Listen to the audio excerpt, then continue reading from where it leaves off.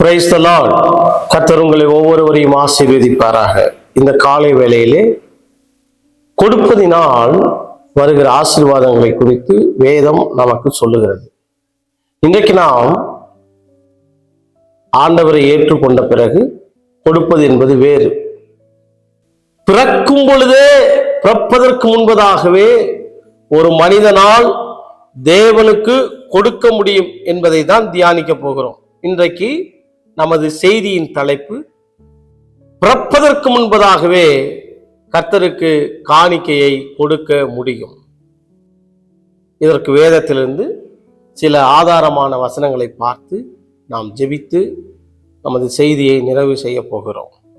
நீங்கள் என்னோடு கூட சேர்ந்து ஆதியாகமம் 14ஆம் அதிகாரத்தை நீங்கள் வாசிக்கும் பொழுது, இங்கே ஆபிரகாம் தன் அண்ணன் மகனாகிய லோத்துவுக்காக அவன் யுத்தம் செய்து லோத்துவையும் அவனுக்குண்டான எல்லா பொருட்களையும் திரும்பி கொண்டு வந்ததை குறித்தும் இந்த அதிகாரங்களிலே உன்னதமான தேவனுடைய ஆசாரியனாயிருந்த மெல்கிசதேக்கை அவன் சந்தித்ததையும், அதற்கு பின்பு ஆபிரகாமின் வாழ்விலே நிகழ்ந்த மாற்றங்களையும் இந்த அதிகாரம் நமக்கு போதிக்கிறது. நீங்க என்னோட சேர்ந்து சில வசனங்களை வாசிக்க கேட்கிறேன். ஆதியாகமம் 42:12 24 வரை உள்ள ஒரு நீண்ட வேத பகுதியை பார்க்கும் பொழுது, லோத்து சோதோம் குமாராவிலே இருக்கிறான். அவன் சிறையாக்கப்பட்டு போகிறான். ஆபிரகாம் சென்று அவைகளை மீட்டு கொண்டு வரும் பொழுது 18வது வசனம், அன்றியும் உன்னதமான தேவனுடைய ஆசாரியனாயிருந்த சாலேமின் ராஜாவாகிய மெல்கிசதேக்கு அப்பமும் திராட்சரசமும் கொண்டு வந்து அவனை ஆசீர்வதித்து, வானத்தையும் பூமியும் உடையவராகிய உன்னதமான தேவனுடைய ஆசீர்வாதம் ஆபிரகாமுக்கு உண்டாவதாக. உன் சத்துருக்களை உன் கையில் ஒப்பு கொடுத்த உன்னதமான தேவனுக்கு ஸ்தோத்திரம் என்று சொன்னான். இவனுக்கு ஆபிரகாம் எல்லாவற்றிலும் தசமபாகத்தை கொடுத்தான் என்று இந்த அதிகாரம் நமக்கு போதிக்கிறது. ஆபிரகாம் தசமபாகத்தை கொடுக்கும் பொழுது இங்கு ஈசாக்கோ யாக்கோவோ லேவியோ இல்லை என்று இந்த அதிகாரங்களிலே பார்க்கிறோம். ஆனால் ஆவிக்குரிய கண்ணிலே அப்போஸ்தலனாகிய பவுல் இந்த சம்பவத்தை பார்த்து புதிய ஏற்பாட்டு திருச்சபைக்கு அவர் எழுதுகிறார். மாமிச கண்களிலே இங்கே யுத்தத்தை அவன் நடத்தி கொண்டு வந்த பொழுது அங்கே சில மனிதர்கள் இருந்ததாக வேதம் நமக்கு சொல்லுகிறது. ஆனால் அப்போஸ்தலனாகிய பவுல் எபிரேயர்களின் நிருபத்திலே இதை ஆவிக்குரிய பார்வையிலே பார்த்து ஆவியிலே அங்கு என்ன நிகழ்ந்தது என்று சொல்லும் பொழுது, நீங்கள் என்னோடு கூட சேர்ந்து எபிரேயர் 7ஆம் அதிகாரம் 1 சில வசனங்களை வாசிக்கும் பொழுது, 1 10 வரை உள்ள வசனங்களை வாசிக்கும் பொழுது இங்கே வேதம் சொல்லுகிறது, மெல்கிசதேக்கு சாலேமின் ராஜாவும் உன்னதமான தேவனுடைய ஆசாரியனுமாயிருந்தான். ராஜாக்களை முறியடித்து வந்த ஆபிரகாமுக்கு அவன் எதிர்கொண்டு போய் அவனை ஆசீர்வதித்தான். இவனுக்கு ஆபிரகாம் எல்லாவற்றிலும் தசமபாகத்தை கொடுத்தான் என்று எழுதப்பட்டிருக்கிறது. அப்ப பாருங்க, தசமபாகம் கொடுக்கும் பொழுது ஆபிரகாம் கொடுத்தான் என்று சொல்லிவிட்டு 7வது வசனத்திலிருந்து வாசிங்க, சிறியவன் பெரியவனாலே ஆசீர்வதிக்கப்படுவான், அதற்கு சந்தேகமே இல்லை. அன்றியும் இங்கே மரிக்கிற மனுஷர்கள் தசமபாகம் வாங்குகிறார்கள். அங்கேயே பிழைத்திருக்கிறேன் என்று சாட்சி பெற்றவன் வாங்கினான்.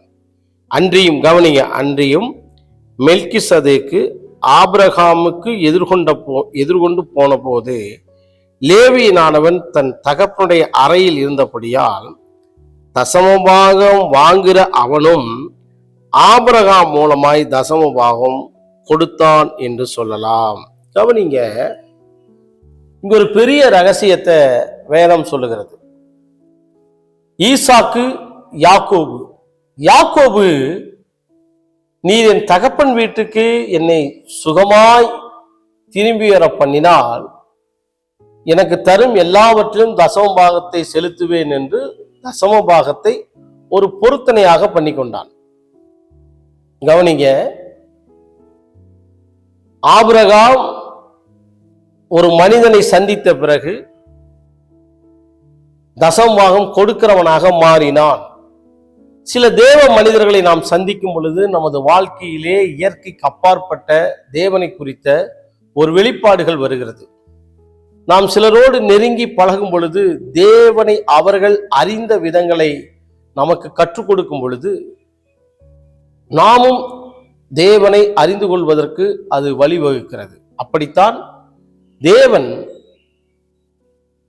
ஆபிரகாமை ஆசீர்வதிப்பதற்கு தேவன் மெல்கிசதேக்கு என்ற ஒரு மனிதனை தேவன் அனுப்பினார். இந்த மெல்கிசதேக்கு ஒரு போதகராக இருந்திருக்கிறார். அவர்தான் சொல்லுகிறார், வானத்தையும் பூமியும் உடைய உன்னதமான தேவனுடைய ஆசீர்வாதம் ஆபிரகாமுக்கு உண்டாகட்டும் என்று சொல்லி அவனை ஆசீர்வதிக்கிறார். அதற்கு முன்பு வரைக்கும் ஆபிரகாம் தேவனை அவ்வளவு ஆழமாக அறிந்தான் என்று சொல்ல முடியாது. தேவனை குறித்த ஒரு போதனையை ஆபிரகாமுக்கு போதிக்கப்பட்டது. ஆபிரகாம், நீர் வணங்கும் தேவன் வானத்தையும் பூமியையும் உடைய உன்னதமான பெரிய தேவன் என்ற ஒரு வெளிப்பாடு மெல்கிசதேக்கை சந்தித்த பிறகு ஆபிரகாமுடைய வாழ்விலே உண்டாயிற்று. இதன் பிறகு ஆபிரகாமுடைய வாழ்விலே சம்பவித்தது, அந்த வெளிப்பாட்டுக்கு பிறகு ஆபிரகாம் தேவனுக்கு நேராக தன் கரங்களை உயர்த்துகிறவனாக மாறினான். தேவனுடைய பிள்ளையே, சில தேவ மனிதர்களோடு நாம் நெருங்கி பழகும் பொழுது நம்முடைய ஆவிக்குரிய வாழ்க்கை மாறுகிறது. எனவேதான் எபிரேயர் 6ஆம் அதிகாரம் 10, 11 ஆகிய இரு வசனங்களிலே வேதம் சொல்லுகிறது, நீங்கள் ஆசீர்வதிக்கப்பட்ட நபர்களை பார்த்து அவர்களை பின்பற்றி அவருடைய விசுவாசத்தை பின்பற்றுங்கள் என்று சொல்லப்படுகிறது. நாம் யாரோடு இணைக்கப்படுகிறோம் என்பது கிறிஸ்தவ வாழ்க்கையிலே மிக மிக மிக முக்கியமானது. நீங்க இதற்கு முன்பு ஆபிரகாமுடைய வாழ்க்கையை நீங்கள் படித்து பார்த்தால், ஆபிரகாம் ஆதியாகமம் 12ஆம் அதிகாரத்திலே எகிப்துக்கு போய்விடுகிறார்.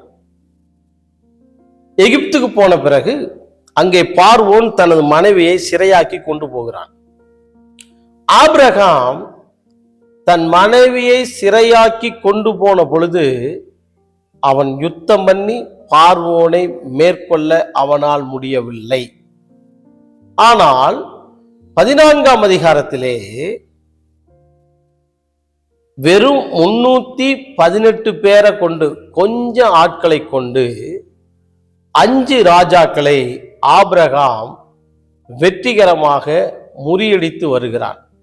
இப்ப என் பாஷையில சொன்னா, மனைவியை காப்பாற்ற முடியாத ஓடி வந்த புலம்பிக் கொண்டிருந்த ஆபிரகாம் இப்பொழுது கொஞ்சம் ஜனங்களை வைத்து ராஜாக்களை எல்லாம் ஜெயிக்கிறான். இது எப்படி சாத்தியமானது? இது எப்படி சாத்தியமானது?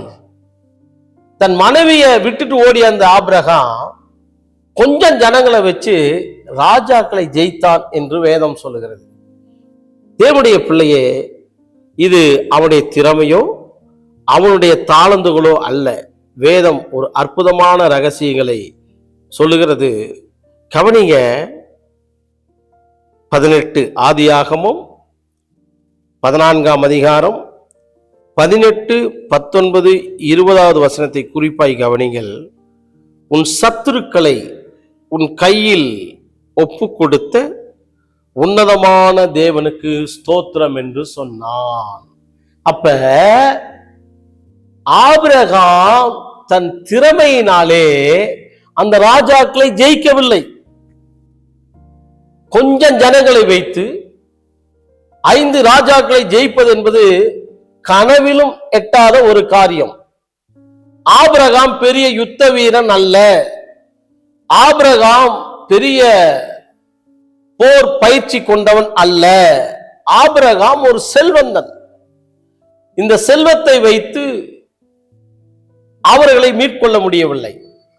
ஆனால் ஆபிரகாம் கொஞ்சம் ஜனங்களை வைத்து இந்த ராஜாக்களை ஜெயித்தான். எப்படி என்றால், தேவன் அவன் கையில் அவன் சத்துருக்களை ஒப்பு கொடுத்தாராம். தேவன் ஒப்பு கொடுத்ததினால்தான் ஆபிரகாம் எல்லாவற்றையும் மீட்டு கொண்டான், எல்லாவற்றிலும் வெற்றி கொண்டான். தேவஜனமே, கர்த்தர் உன் கையிலே உன் சத்துருக்களை ஒப்பு கொடுத்திருக்கிறார்.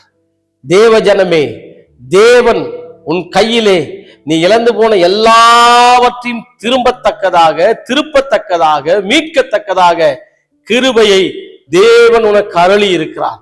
சுகம் என்ற கிருபை, ஆசீர்வாதம் என்ற கிருபை, மகிமை என்ற கிருபை.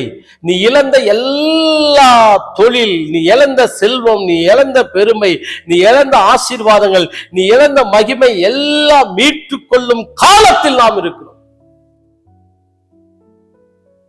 தேவன் சத்துருக்களை அவன் கையில் ஒப்பு கொடுத்தார். உனது கையில் உன் சத்துருக்களை தேவன் ஒப்பு கொடுத்திருக்கிறார். வறுமையாகிய சத்துருக்களை கர்த்தர் உன் கையிலே ஒப்பு கொடுத்திருக்கிறார். இல்லாத நிலையாகிய சத்துருக்களை தேவன் ஒப்பு கொடுத்திருக்கிறார். உன் வாழ்க்கையிலே எதெல்லாம் உனக்கு சத்துருக்களாக காணப்படுகிறதோ அவைகளை எல்லாம் தேவன் உன் கையிலே ஒப்பு கொடுத்தவராயிருக்கிறார். இது உன்னால் உண்டானதல்ல. கிருபை பலவீனத்திலே, உன் பலவீனத்திலே தேவனுடைய கிருபை விளங்கும் என்று அல்ல, பலவீனத்திலே தேவனுடைய கிருபை பரிபூரணமாய் விளங்கும். உன் பலவீன நேரங்களிலே தேவனுடைய கிருபை உன்னை தாங்கும். பலவீனனா ஆனாலும் கூடவே இருக்கின்றே, நிறைவாக்கும் காலம் வரை வெகுவாய் நடத்துகின்றே. இறைவன் நாம் இயேசு எல்லாவற்றாலும் திருப்தியாக்குகின்றார்.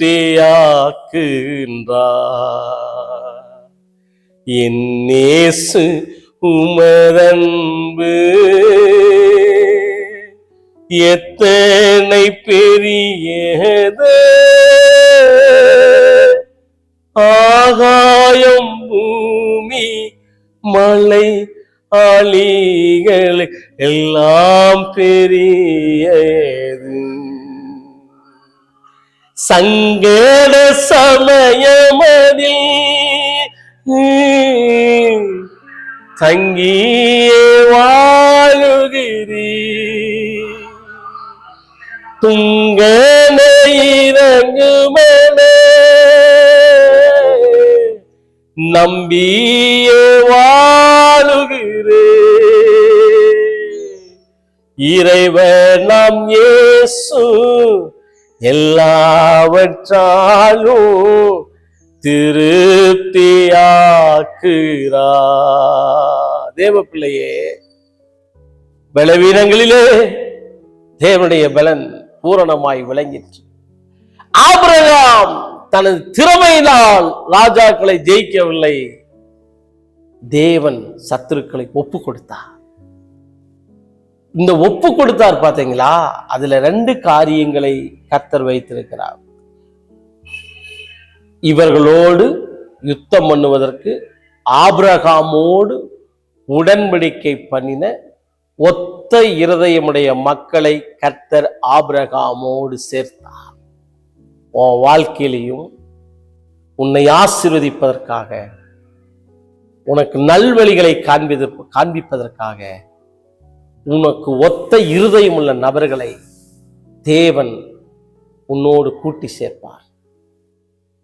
தாவீதுக்கு உதவி செய்யும்படியான மனிதர்கள் நாளுக்கு நாள் வர தொடங்கினபடியால் அவன் மகா பெரிய சேனையானது போல விளக்கை கொளுத்தினவர் அதை தண்டின் மேல் வைப்பதற்கு நபர்களை தேவன் அனுப்புவார். உன் வாழ்க்கையில நான் யாரு இல்லைன்னு நீ கலங்கிட்டு இருக்கிறியா? உன் வாழ்க்கையில எனக்கு எந்த உதவியும் இல்லை என்று நீ புலம்பிக் கொண்டிருக்கிறியா? உனக்கு ஒரு நற்செய்தியை சொல்லுகிறேன். உன்னோடு உடன்படிக்கை பண்ணின ஒத்த இருதயமுடைய மக்களை கர்த்தர் உனக்காக கூட்டி சேர்ப்பார். நீ ஆசீர்வதிக்கப்படுவாய். ஆபிரகாம் எல்லாவற்றையும் திருப்பிக் கொள்வதற்கு ஒன்று, தேவன் சத்துருக்களை ஒப்பு கொடுத்தது. 2, ஆபிரகாமோடு உடன்படிக்கை பண்ணின மனிதர்களை கர்த்தர் ஆபிரகாமோடு இணைத்தது. இதுதான் அவனுடைய வாழ்க்கையின் வெற்றியின் ரகசியங்களாக இருந்தது. இதை மெல்கிசதேக் அவனுக்கு சொல்லிக் கொடுத்தான். உன் சத்துருக்களை உன் கையில் கர்த்தர் ஒப்பு கொடுத்தார். இன்றைக்கு தீர்க்கதரிசன சத்தம், உன் சத்துருக்களை கர்த்தர் உன் கையிலே ஒப்பு கொடுத்தார். ஒன்றும் உன்னை சேதப்படுத்தாது என்று இயேசு சொன்னார். சர்ப்பங்களையும் சகல வல்லமைகளையும் மேற்கொள்ள தேவன் உங்களுக்கு அதிகாரம் கொடுத்திருக்கிறார். ஒன்றும் உன் வாழ்வை சேதப்படுத்தவே முடியாது. காரணம், கர்த்தர் அவைகளை உன் கையில் ஒப்பு கொடுத்தவர் சொன்னார், வானத்திலும் பூமியிலும் சகல அதிகாரம் எனக்கு கொடுக்கப்பட்டிருக்கிறது என்று சொன்னார். இந்த அதிகாரம் உன் வாழ்க்கையிலே விளங்குவதாக. இந்த அதிகாரங்கள் எல்லா மனிதர்களும் உமக்கு முன்பாய் பயந்து நடுங்கத்தக்கதாய் கிரிய செய்யும்படியாய் கர்த்தர் உனக்கு கிருபை செய்வாராக. உனது மகிமையை, உன்னோடு கர்த்தர் இருப்பதை அநேகர் காண்பார்கள். அநேகருக்கு நீ ஆசீர்வாதமாய் இருப்பாய். பலவீனப்பட்ட தோத்து போன ஆபிரகாம் இப்பொழுது மீட்டுக் கொள்ளுகிறவனாய் மாறினான். இது நீ மீட்டுக்கொள்ளும் நாள். இது நீ மீட்டுக்கொள்ளும் நிமிடம். நாட்கள் உனக்கு செல்லாது. எதிர்காலத்திலே எல்லாம் மீட்டுக்கொள்ள மாட்டாய். இப்பொழுதே மீட்டுக் கொள்வாய். இப்பொழுதே உனக்கு எல்லாம் மறலப்பட்டிருக்கிறது. உன் சத்துருக்கள் உன் கையிலே ஒப்பு கொடுக்கப்பட்டிருக்கிறார்கள். இப்பொழுது நாம் மீண்டும் கர்த்தருடைய வார்த்தைக்குள்ளாய் கடந்து வருவோம். இங்கே ஆதியாகமம் 14ஆம் அதிகாரத்திலே எழுத்தின்படியான இந்த கண்களிலே என்ன நடந்தது என்று சொல்லுகிறான்.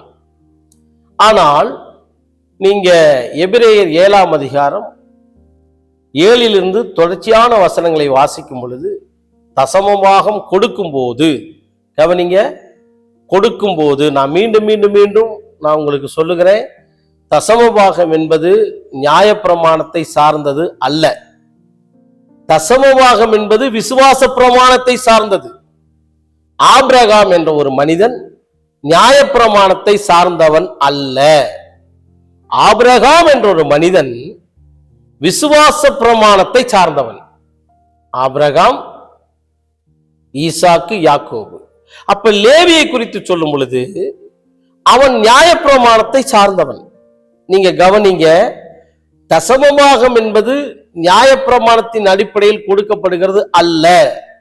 தசமபாகம் என்பது, நான் மீண்டும் பதிவிடுகிறேன், 2 வகையான தசமபாகங்களை வேதம் சொல்லுகிறது. ஒன்று, ஆரோனின் ஆசாரிய முறைமைக்கு உட்பட்ட தசமபாகம். அது நியாயப்பிரமாணத்தின்படி, புதிய கிருபையின்படி, புதிய ஏற்பாட்டு ஊழியின்படி கேன்சல் செய்யப்பட்டது. ஆனால் விசுவாச பிரமாணத்திலே கொடுக்கப்பட்ட தசமபாகம் என்பது அது மெல்கிசதேக்கின் ஊழிய அடிப்படையிலே கொடுக்கப்பட்டிருக்கிறது. ஆரோனின் ஆசாரியத்துவம் அழிந்து போனது, மறைந்து போனது. ஆனால் மெல்கிசதேக்கின் ஆசாரியத்துவமோ ஊழியமோ அது மறைந்து போகவில்லை. அது இன்றைக்கும் நிலுவையில் இருக்கிறது. அது இன்றைக்கும் லைவாக இருக்கிறது. காரணம், விசுவாச பிரமாணத்தை சார்ந்தது. அப்ப நீங்க கவனிங்க, நான் 2 காரியங்களை நான் மையப்படுத்தி இந்த செய்தியை நான் நிறைவு பெறுகிறேன். ஒரு மனிதன் கொடுப்பதற்கும் பிறப்பதற்கு முன்பதாகவே கொடுக்க முடியும் என்பதற்கு அடையாளமாக தான் லேவி இருக்கிறான். இவங்க எல்லோரும், ஆபிரகாம், ஈசாக்கு, யாக்கோபு எல்லோரும் பிறந்த பொழுது தசமபாகம் கொடுத்தாங்க. ஆனா லேவி மாத்திரம் பிறப்பதற்கு முன்பதாகவே ஆபிரகாம் மூலமாய் தசமமாக கொடுத்தான். அப்ப செய்தி என்னவென்றால், ஒரு மனிதன் பிறப்பதற்கு முன்பதாகவே கொடுக்க முடியும் என்பதுதான் இங்கே செய்தி ஒன்று. இரண்டாவது, இதிலே தீர்க்க தரிசனமாக நான் சொல்லுகிறேன், கொடுப்பதற்கும் ஊழியத்திற்கும் தொடர்புண்டு. கொடுப்பதற்கும் வரங்களுக்கும் தொடர்புண்டு. மத்தேயு 10:40 தொடர்ந்து வசனத்தை வாசித்து பாருங்கள். சீசன் என்னும் நாமத்தின் நிமித்தம் ஒரு கலசம் தண்ணீரை கொடுக்கிறவனும் அந்த பலன் அடையாமல் போகான்.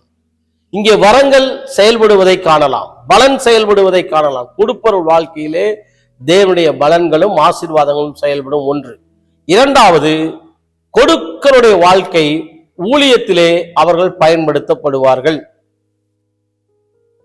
விசேஷித்த அப்போஸ்தல அழைப்பு, விசேஷித்த அழைப்புடையவர்கள் கொடுக்கிறவர்களாய் இருப்பார்கள். 12 ஏர் மாடுகளை பூட்டி உழுது கொண்டிருந்த எலிசாவை அழைத்த பொழுது அவன் அதையெல்லாம் அடிச்சு விருந்து செஞ்சுட்டு வந்த அவன் எலியாவை பின்பற்றினான். அவனுடைய ஊழியங்கள் விசேஷத்தன்மையாக இருந்தது. இயேசு 12 சீடர்களை அழைக்கும் பொழுது அவர்கள் எல்லோரும் தங்கள் வலைகளையும் தகப்பனையும் எல்லாரையும் விட்டு இயேசுவுக்கு பின் சென்றார்கள். எனவேதான் தம்மோடு இருக்கிறவர்களையும் இருக்கவும் பிரசங்கிக்கவும் அவர்களை ஏற்படுத்தினார். அப்ப கொடுப்பதற்கும் ஊழியத்திற்கும் தொடர்பு உள்ளது என்பது இரண்டாவது செய்தி. முதல் செய்தி, பிறப்பதற்கு முன்பதாகவே ஒரு மனிதனால் கொடுக்க முடியும் என்பது முதல் செய்தி. இரண்டாவது செய்தி, கொடுப்பதற்கும் ஊழியத்திற்கும் தொடர்பு உண்டு என்பது இரண்டாவது செய்தி. மூன்றாவது செய்தியை நான் சொல்லுகிறேன். அவன் ஒரு ஆளுக்கு தசமமாக கொடுத்தான். யாரு? லேவியனுக்கு. லேவி மெல்கிசதேக் என்ற ஒரு மனிதனுக்கு தசமபாகத்தை கொடுத்தான். ஆனால் வேதம் சொல்லுகிறது, இவன் எல்லாத்துட்டையும் வாங்கினானா, எல்லாத்துட்டையும் வாங்கினான்.